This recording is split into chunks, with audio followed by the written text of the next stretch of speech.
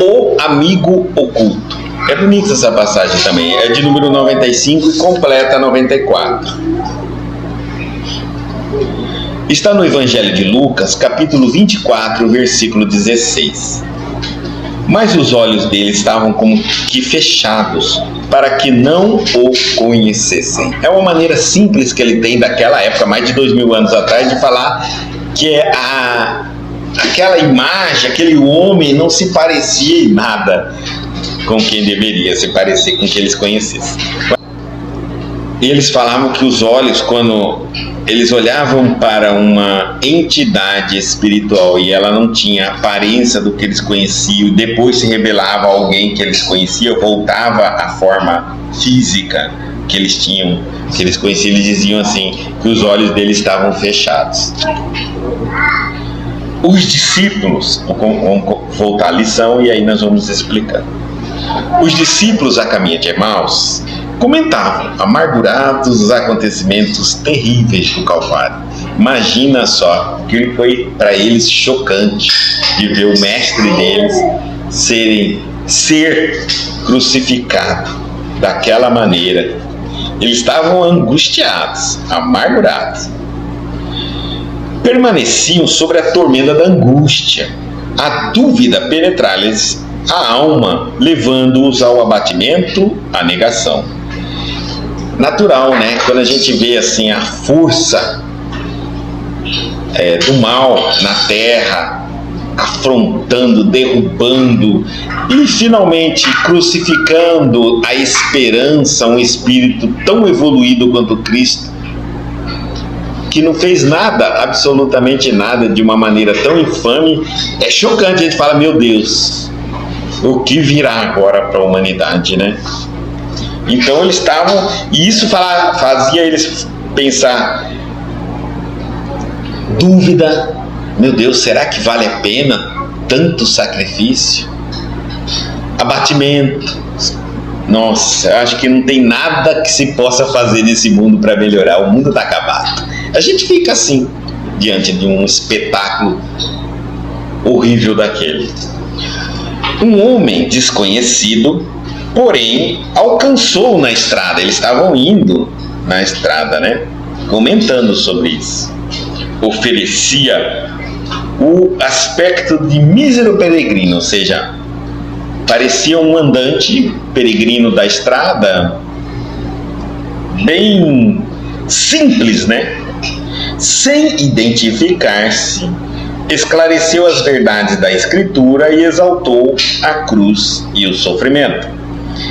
Interessante que ele fala, oferecia o aspecto de mísero peregrino, significa que eles estavam enxergando aquela figura, aquele homem, e que tinha um aspecto de um peregrino.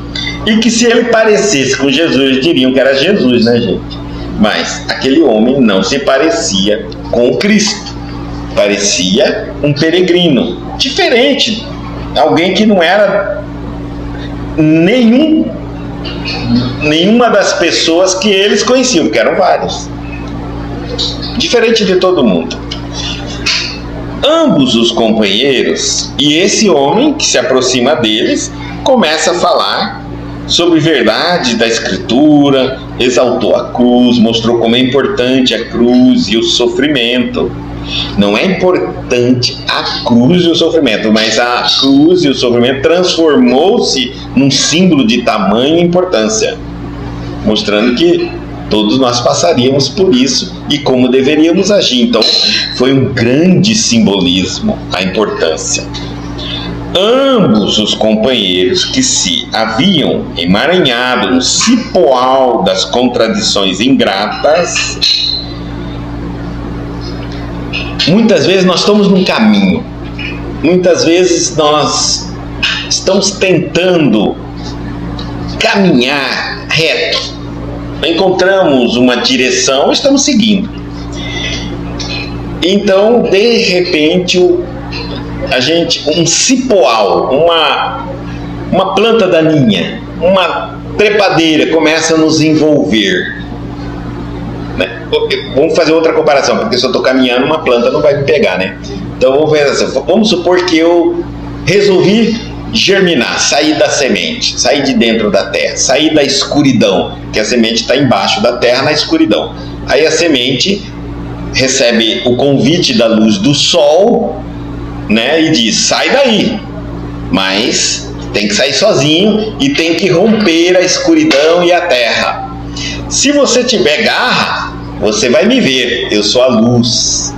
Então ela sai, ela germina, conheceu, ela vai começar a germinar. Assim acontece conosco, quando a gente cansa da escuridão, da ignorância, do sofrimento, da dificuldade, da cabeça revoltada, então a gente começa a enxergar a luz, a claridade, o final do túnel, o porquê desse sofrimento, das dificuldades.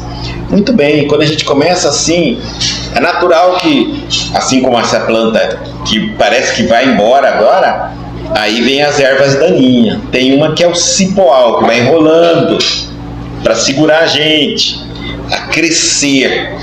No nosso caso, são contradições ingratas. A gente começa a ter fraqueza espiritual, quando será que é isso mesmo? Será que não é? Será que vale a pena? Será que não vale? Será que está certo? Será que não está certo? Ou seja, a gente acaba... Por que ele fala? Contradições ingratas. Porque elas são ingratas. Porque antes da gente pensar nessas contradições, será que é, será que não é, será que vale a pena, será que não vale a pena, a gente sofrer, a gente ser correto, a gente ser bom nesse mundo, é importante a gente entender, nunca se esqueça do que você já obteve de bênçãos nos momentos que você fez o bem, fez a caridade, serviu ao próximo e serviu a si próprio, estudou, aprendeu, fez boas escolhas, livrou-se dos maus pensamentos, dos pensamentos negativos, ou seja, cultivou a paz, o amor, a alegria e o equilíbrio em você mesmo. Lembra-se desse bem-estar, é isso que nós estávamos falando logo aqui no início. Quando eu estou numa fase boa da minha vida, quando eu estou num momento de tranquilidade, eu tenho que fazer o registro dessa tranquilidade, das sensações dessa tranquilidade, da calmaria dos meus pensamentos dessa tranquilidade, do equilíbrio dessa tranquilidade, porque isso é o comum da minha vida. Isso é a graça que eu estou recebendo. O que passar disso é que eu começo a procurar o motivo. Bom, vamos lá, Então, nós temos essas contradições e às vezes a gente começa a entrar em dúvida, entrar em revolta, em desânimo. É natural, tá, gente? É natural. Aí nós estamos deixando esse cipoal das contradições ingratas. Ingrata porque quando essas contradições começam a nos chegar, essas dúvidas, a gente dificilmente lembra dos benefícios que obtivemos por um dia ter nos permitido crer, acreditar, viver aquelas ideias cristãs. Experimentaram ali agradável bem-estar ouvindo a argumentação confortadora.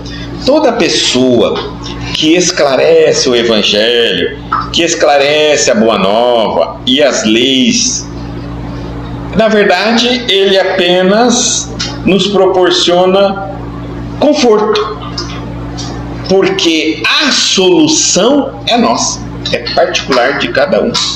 A pessoa nos dá a direção nos dá segurança, a segurança nos dá conforto. Só.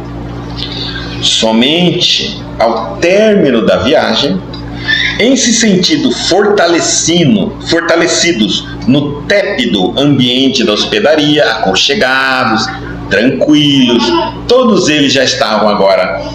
Olha, vamos entender o seguinte: eles estavam com medo, angustiados, comentando amargurado do acontecimento do Calvário. Não foi isso que a história começa? Por isso que eles estão falando.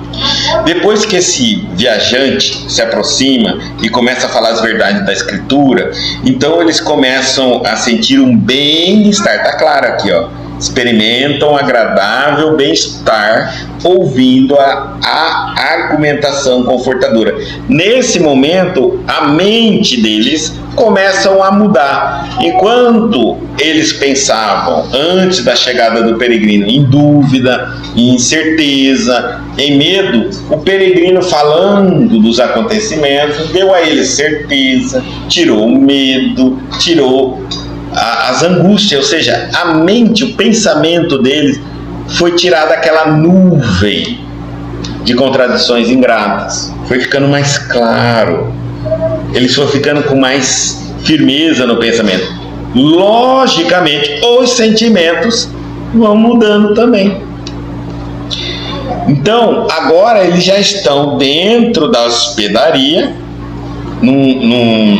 com o sentimento fortalecido no tépido do ambiente, e perceberam que o desconhecido era o mestre. Perceberam?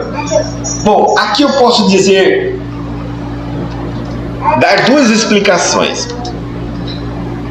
Uma delas é: se eu estou com a minha cabeça duvidando de tudo, perturbado, incerto, conflitado, amargurado, amedrontado, fraquejado, eu jamais vou enxergar, reconhecer o Cristo, nem que ele aparecesse na minha frente, porque minha cabeça está em tudo que não é cristão. A direção minha é outra. Se aparecesse alguém naquela hora falando manso, calmo, batendo no meu ombro, pedindo paciência, eu acho que até nervoso eu ficaria com a pessoa. E até expulsaria a pessoa da minha frente. A partir do momento em que eu vou tranquilizando a minha cabeça, vou equilibrando, colocando ela em ordem, lembrando, me tornando grato pelas mensagens cristãs, e todos os momentos que foi me confortado na minha vida, colocando em equilíbrio mental e emocional, eu já agora posso reconhecer novamente as verdades do Cristo. Se Jesus aparecesse nessa hora, eu reconheceria ele. Mas e se não era o Cristo fisicamente, mas alguém mandando falando das mensagens do Cristo, eu também reconheceria que através dessa pessoa está vindo uma mensagem cristã. Reconheceria aqui, o espírito do cristianismo através daquela pessoa que está falando. Compreenderam? Quando eu estou conflitado com a minha espiritualidade, com os ensinamentos do Cristo, eu estou cego e posso ser ludibriado. Nesse caso, eles tiveram a graça de receber um peregrino, que era o Cristo, para resgatá-lo do abismo que ele estava entrando, da revolta, do medo, da angústia, da incerteza. Mas poderia ser aproveitado nesse momento pelas sombras e ter inflamado mais ainda eles, a ponto de eles se tornarem completamente revoltados e fechados para as mensagens do Cristo. Então que a gente tem que tomar muito cuidado, tá? Com os nossos pensamentos, sempre tê-los e analisá-los, para que lado estão nos levando. Bons pensamentos, olha, aqui eu não estou falando assim, se você duvidar, você já está com mau pensamento. Não, você tem inteligência para duvidar mesmo, tá? Deus deu inteligência para você duvidar de tudo. Porém, você tem que pensar para onde é que essa dúvida está te levando. Se essa dúvida está te levando para a compreensão, para o esclarecimento, para a evolução, para o aprimoramento, para o aprendizado, duvida e vai embora e tira essa dúvida logo. Mas se está te levando para a simples negação, não acredito e não sabe nem porque não acredita. Negação, dúvida, porque não sabe nem por que duvida. Você vai entender que alguns pensamentos, eles apenas impedem você, eles não esclarecem. Ele não te esclarece. Quer ver uma coisa? Eu vou colocar aqui, eles não te esclarecem. Não te coloca melhor do que quando você está. não te coloca conhecimento, ele só estagna o seu conhecimento. Esse é o pensamento negativo. Vou criar aqui, ó. Vou explicar aqui.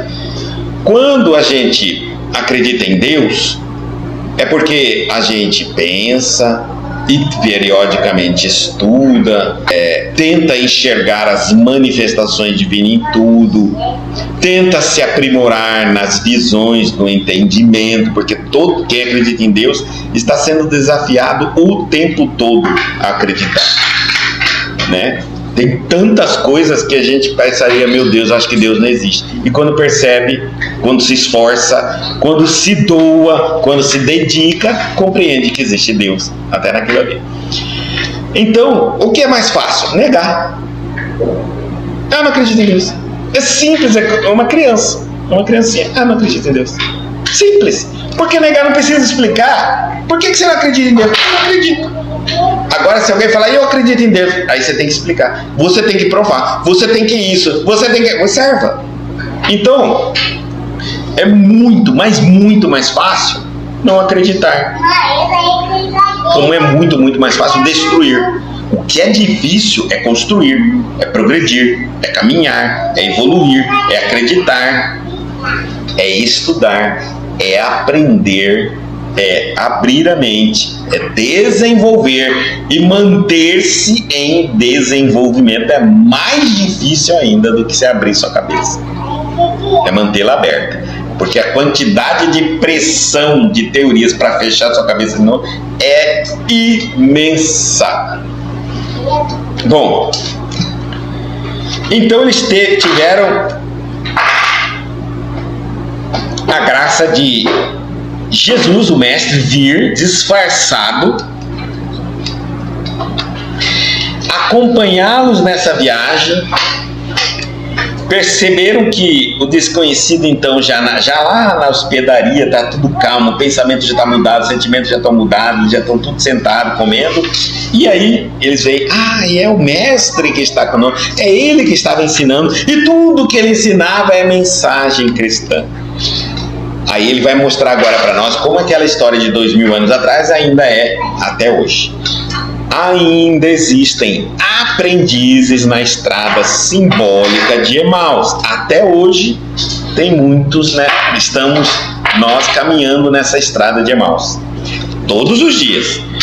Atinge o Evangelho, chega até o Evangelho, abre o Evangelho, lê o Evangelho, e às vezes até estuda o Evangelho, e espantam-se em face dos sacrifícios necessários à eterna iluminação espiritual. Chocam, né? Chocam, porque fala, meu Deus, eu pensei que só dizer eu creio em Deus, creio em Jesus, Filho de Deus, meus problemas seriam solucionados. E de repente, quando eu entendo a mensagem do Cristo, ao abrir o Evangelho, ao estudar o Evangelho, eu leio ali e falo, é só o começo de uma viagem infinita, não tem fim. E essa viagem, ela é feita de sacrifícios para a auto-iluminação espiritual. Aí alguém fala assim, não. Mas Guto, por que tem que ser com sacrifício? Olha, primeiro, se você já fosse perfeito, não teria que fazer nenhum movimento para se tornar. Então começa daí. Se você não é perfeito, vai ter que se movimentar. Agora, por que então o movimento para nos tornarmos perfeitos é sacrificial, difícil? Porque você vai ter que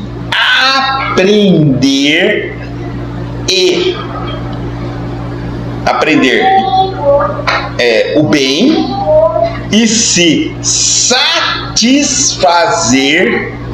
com a bondade aprendida. Compreenderam? Não é o bem, ele não é uma teoria que eu abro uma faculdade, chego na sala de aula e ensino, como nós estamos fazendo aqui. Isso é uma parte. A outra é pôr em prática isso na minha vida e ser feliz fazendo isso. Porque você só vai evoluir quando você se sentir bem, equilibrado e em paz, sendo bom, mesmo que o mal te acuse de louco, de doido, te persiga, te castiga, te puna. E você vai fazer o bem porque você se tornou uma pessoa bondosa e porque isso te traz muita paz. Compreenderam? Não há nada que nos obrigue a ser bom. Aí você é bom. Então, quando eu abro o Evangelho, eu vou lá batizar, sou batizado naquela determinada religião, já penso que já fiz metade do... Olha, se eu sou batizado, já vou para o céu. O Espiritismo é uma doutrina pesada, porque o Espiritismo é assim, depois que você pensa assim, acho que eu vou seguir o caminho espírita, aí você abre o Evangelho, começa a estudar, aí você vê que você só está começando 0,000000000 infinitos zeros, de evolução infinita. Nunca mais você vai parar de evoluir, crescer, aprender, fazer, né? Então ela se torna muito pesada, porque para muitos eu posso passar uma vida inteira aqui fazendo coisas erradas e a hora que eu já vou morrer eu denuncio o mal, passo a acreditar em Deus, já estou no céu. É um segundo. E o Espiritismo fala que é infinito. A nossa evolução nunca para. Pelo amor de Deus, eu vou pelo mais fácil. Bom, então, quando a gente para diante do sacrifício necessário à eterna iluminação espiritual, a gente olha, puxa vida. Aí a gente entra nisso aqui, ó. Não entende o ambiente divino da cruz e procuram paisagens mentais distantes. A gente não entende a cruz. Nós estamos tentando hoje falar, é a segunda lição que nós estamos tentando falar sobre essa cruz. A cruz não é derrota. A cruz é um banquete, é uma festa para os cristãos. Não é derrota. Tá certo? Em momento nenhum é uma derrota. Para os humanos materialistas é uma derrota. Para os espiritualistas jamais isso é uma derrota. Para Gandhi, a morte dele foi a melhor coisa que podia acontecer para manter os seus ideais vivos, para manter o que ele ensinava. Para um homem idealista, seu sangue é a coisa que mais aduba a mentalidade na Terra. Não há ideia que ganha mais força do que morrer por ela. Colocar suas ideias, seus sonhos, sua filosofia acima da sua vida, nada te proporciona mais força do que isso. Não pense não. Tá?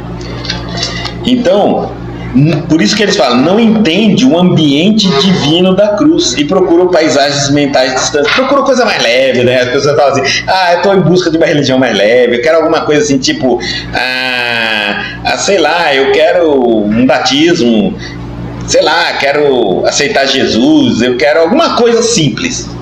Eu não vou ficar a vida inteira debruçado em livro, não. Lendo. Ou me dedicando na minha auto-evolução, auto-eliminação, crescimento espiritual. Tem muita coisa para fazer. Muito bem.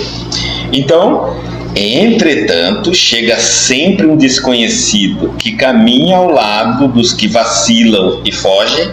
Então, não tem problema quando você pensa assim, porque você não está desamparado. Mesmo assim, mesmo falando assim, eu não vou ficar seguindo esse tal de espiritismo, não, é muito pesado, é muito difícil, é muito estudo, é muita luta, muita reforma íntima. Não tem problema, você não estará desamparado. Mesmo aqueles que não compreendem e fogem, vacilam, olha só, tem a forma de um vigilante incompreendido, de um companheiro inesperado. Olha como você vai receber o aprendizado da vida.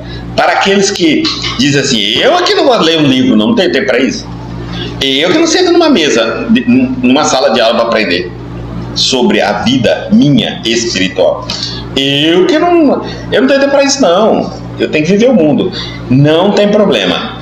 Você não está desamparado, Deus não desamparou, pode ficar tranquilo, Ele vai arranjar uma forma de você compreender. Olha só, tem a forma de um vigilante incompreendido, alguém que no seu caminho da vida vai se aproximar de você e vai transmitir o conhecimento.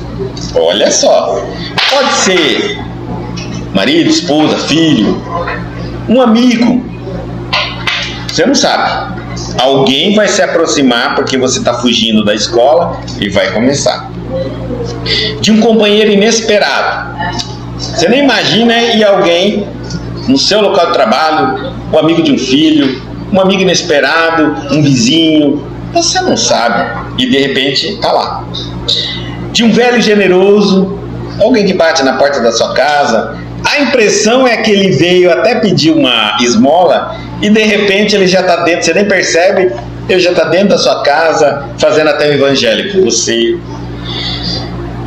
De uma criança, ou então de um velho generoso, é quando de repente aquela pessoa que você tanto conheceu na vida, parecia totalmente longe de religião, mas depois que envelhece, entende e passa a ser aquele velho que cultiva as pessoas para a religião. As pessoas mudam. De uma criança tímida, às vezes é teu filho, é o amigo do teu filho, vai te dar mensagens do evangelho. Então você não está desamparado. Sua voz, ele vai falar assim, ó, sua voz é diferente das outras. Quando ele falar, quando ele te ensinar, é diferente das outras. Seus esclarecimentos são mais firmes e seus apelos mais doces. Às vezes, você vai passar por uma circunstância na vida, você não quer se preocupar com isso, tudo, e a vida vai caminhando. As horas do dia não esperam ninguém para nada. A gente só perde, só joga lá fora. E de repente a vida da gente vai acontecendo coisas, são revoluções. Às vezes eu falo até pro meu filho, pra minha filha assim, às vezes a gente tá toda estruturada, mamãe, papai, família, casa, tudo tá certo, então pra que eu vou preocupar com a religião? Pelo amor de Deus, isso é mais um problema na minha cabeça. Mas a vida não vai ficar sempre assim. Papai morre, mamãe morre, a casa é dividida, e vai começando, blá, blá, blá, briga aqui, briga ali, briga cá, briga cá, briga cá. De repente, a vida vai me levando em lugares que, cara, eu não imaginava que um dia parar para pensar nesse tal do Cristo. E tudo que eu não pensava em um determinado momento da minha vida, eu não pensava, começa a ocupar um espaço na minha cabeça que eu não deixo de pensar. E tudo que eu pensava é como uma notícia muito velha de um passado que nunca mais será como era antes. Mudou. É o que significa assim, ó, mudou, a vida muda, a vida muda. E então, eu estou diante de inúmeras situações que eu percebo que eu vou ter que debruçar, vou ter que fazer aquilo que eu fugi a vida inteira. E então ele está falando, olha, não fique triste. Aí vai aparecer as circunstâncias da vida. Uma voz trauma, uma voz tranquila. Ele fala sempre que a voz é diferente.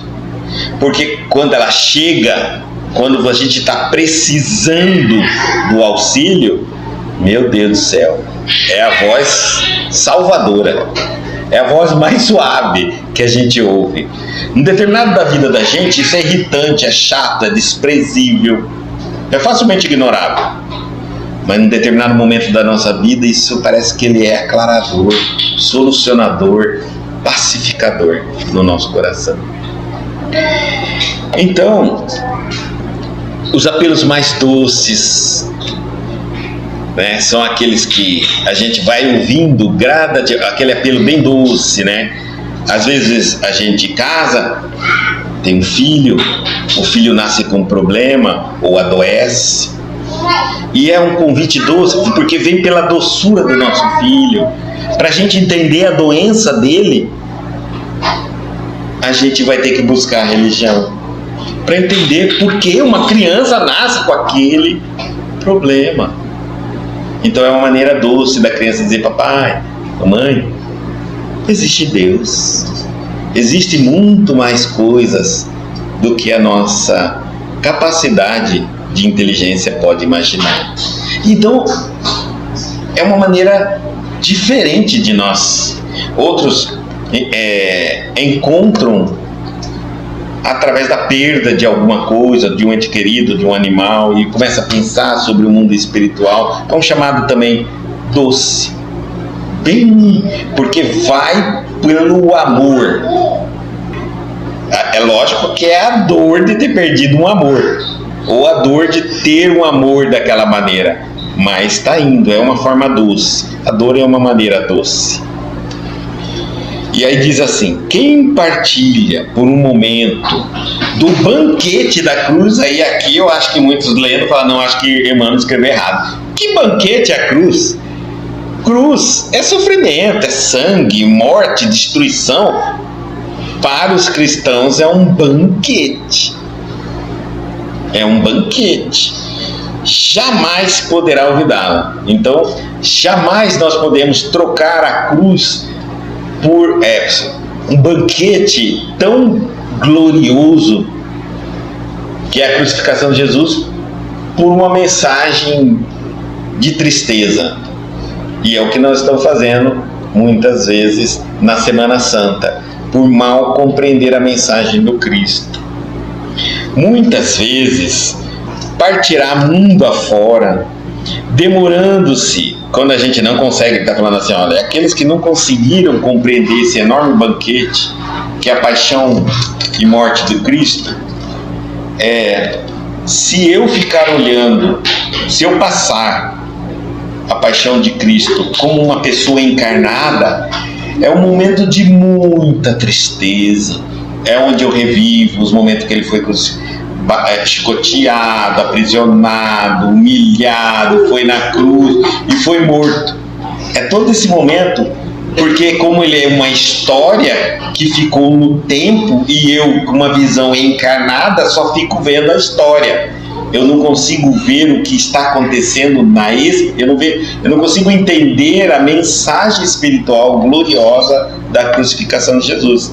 Então eu não consigo achar nada de maravilhoso, fantástico, belo e incrível a crucificação de Jesus. Eu acho tudo horrível. Chego até a pensar que não deveria ter acontecido. E nada foi melhor do que isso. Para a humanidade, na evolução que nós tínhamos, não tinha outra maneira. Não tinha outra maneira. Foi o melhor que Deus nos proporcionou através do teu Filho, do Cristo. Então não é um banquete. Tá aí? A gente nunca pode esquecer desse banquete. Nunca, nunca. Muitas vezes, então olha só, ele está mostrando assim, que às vezes a gente entende a espiritualidade, abre a cabeça para a espiritualidade, chega até a espiritualidade, muitas vezes pela dor, né? No caso nós, vendo Jesus na cruz, vendo Jesus sendo chicoteado, acusado, espancado, colocou a cruz de espinho na cabeça, tudo, até a crucificação, aquele sofrimento era para nos atrair os olhares para o portal da espiritualidade abrir e eu entrar para compreender o que está por trás. Mas muitos de nós só ficamos aqui, na dor e no sofrimento. Então ele está dizendo assim: a gente não pode deixar de ver que é um banquete cristão. muitas vezes partirá mundo afora, demorando-se nos trilhos escuros. Ele estava muitas vezes a gente fugindo disso, a gente vai ficar muito caminhando por outros trilhos. No entanto, minuto virá em que Jesus, de maneira imprevista, busca esses viajores transviados e não os desampara, enquanto não os contempla seguros e livres na hospedaria da confiança. Mas aqui a mensagem é para aqueles que estão na luta, porque lembra, os discípulos do caminho de Emaús. Então vamos lá.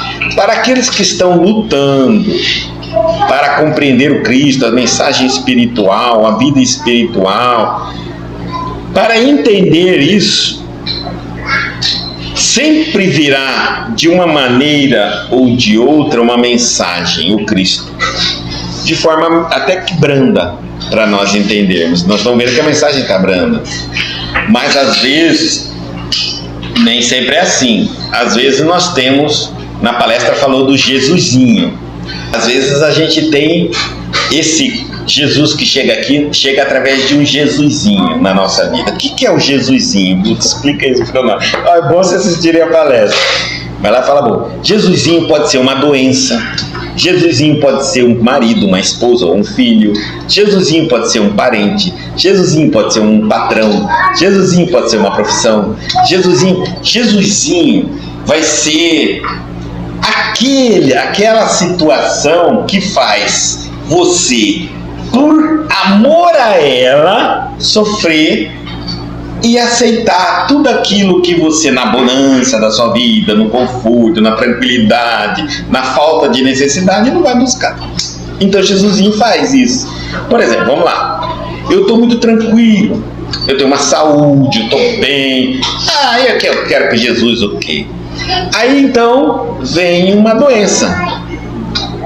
A doença é o Jesusinho, porque eu vou descobrir que eu tenho diabetes. Jesusinho, quer ver uma doença, Jesusinho mais belo é a diabetes. Porque eu adoro comer doce. Mas daqui por diante, por Jesusinho da diabetes, eu vou ter que doutrinar a minha alimentação. Eu não vou poder comer doce. Eu vou viver a vida inteira com Jesusinho, me autocontrolando. Veja que Jesus é, nesse caso, não é o Jesus Cristo, mas é uma causa que vai te obrigar a evoluir. Você vai se disciplinar na comida, vai mudar seus hábitos alimentares, vai começar a estudar tudo que faz você se distanciar da vontade de comer doce, que nós sabemos hoje. Os probióticos, né, ajudam-nos bastante. Alguns até tiram totalmente a vontade de comer doce, o carboidrato, né? Então, nós vamos...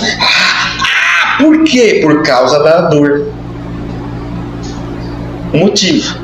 A cirrose, livra você da cachaça, da bebida alcoólica, né? Enfim, para aqueles que estão em trilhos muito longe, muito longínquos, não querem encontrar com a verdade da finalidade da vida existencial física, esses encontram de uma forma ou de outra. Eu preciso desenvolver a paciência. Você vai casar com um Jesusinho maravilhoso. E esse Jesusinho vai ensinar você a ter paciência. Por que é Jesus? Porque você vai ver, não é fácil não. Desenvolver paciência, desenvolver tolerância, desenvolver persistência, desenvolver perdão. Eu vou ter um filho.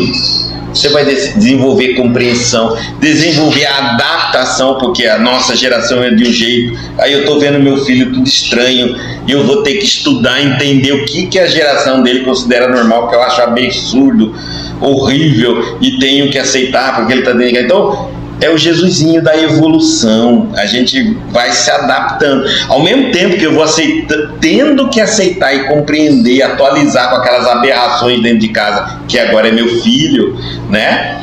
Eu vou buscar Jesus para compreender. Nós vamos, de uma maneira, é isso que a mensagem está falando, de uma maneira ou de outra, eu vou. Então, que a gente não fique preocupado, que se hoje eu não tenho tempo, não é minha prioridade. Não.